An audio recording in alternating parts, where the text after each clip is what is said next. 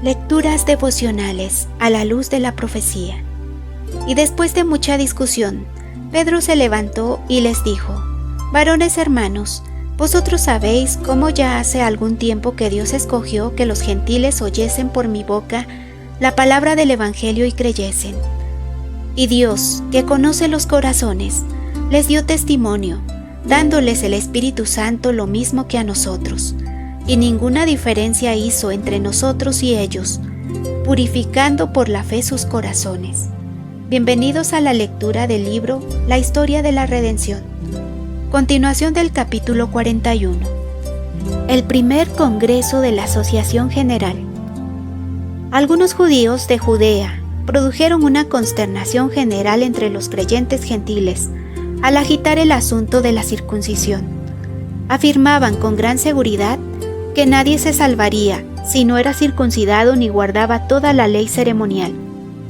Este era un asunto importante que afectaba en gran medida a la iglesia. Pablo y Bernabé lo enfrentaron con prontitud y se opusieron a la introducción del asunto entre los gentiles. Tenían la oposición de los creyentes judíos de Antioquía, que estaban de parte de los de Judea.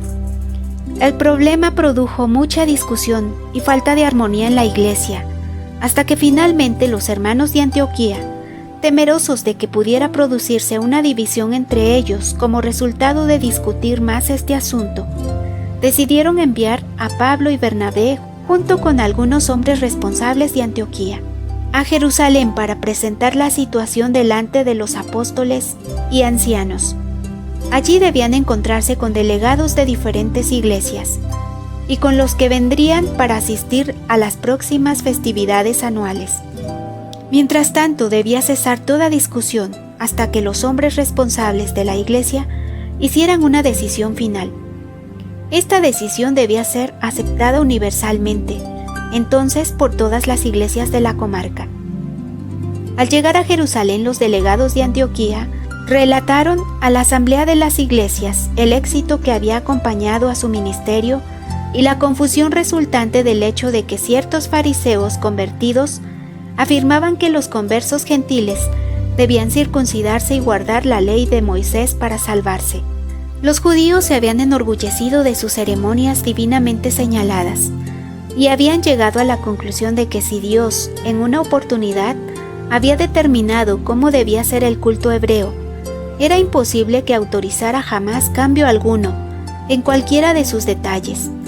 Resolvieron que la cristiandad observara las leyes y ceremonias judías.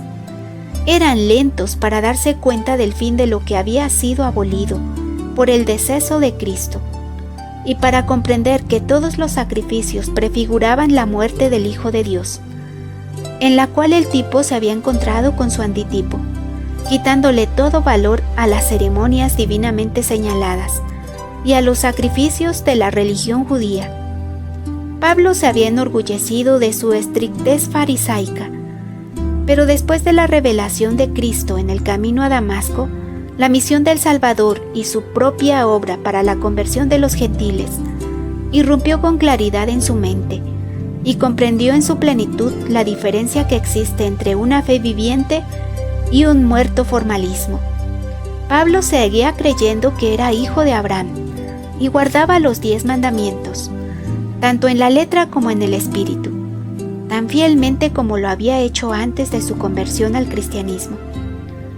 Pero sabía que las ceremonias típicas debían cesar totalmente y bien pronto, puesto que lo que prefiguraba ya había acontecido y la luz del Evangelio estaba difundiendo su gloria sobre la religión judía, proporcionándole un nuevo significado a sus antiguos ritos.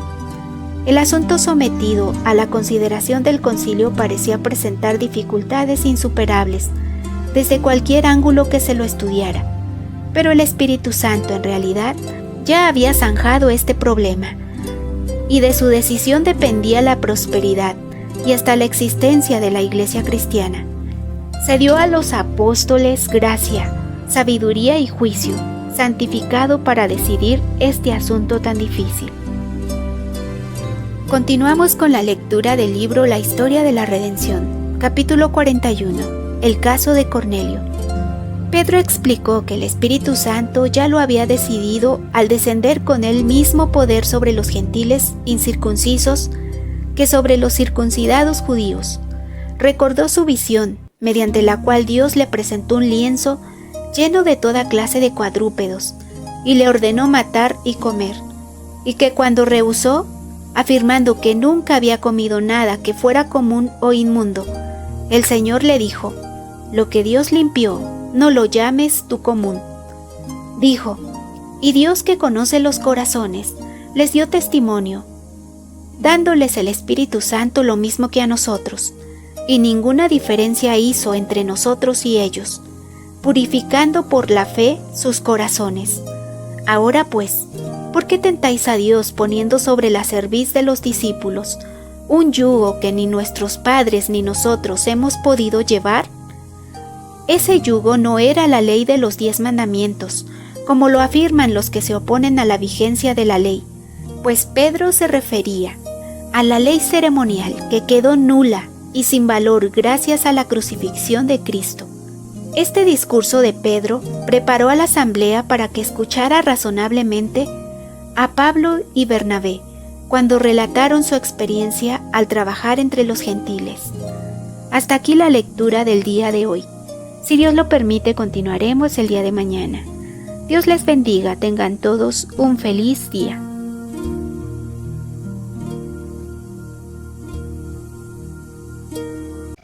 Esta fue una producción de Radio La Luz de la Profecía.